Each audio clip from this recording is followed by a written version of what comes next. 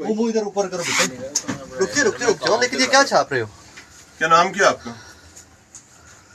कमाल नाम क्या भाई? 10 भाई 10 दिखाएं जी, ये दिखाएं कैमरा, इस तरफ कैमरा ऊपर करें मेरी NA 15 मंथ सेहरा।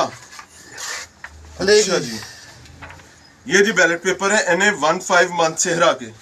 कौन कौन से छप चुके हैं बेटे? मुफ्ती किफायतुल्लाह साहब, मोहम्मद हारून साहब का। बाकी कहाँ छपे?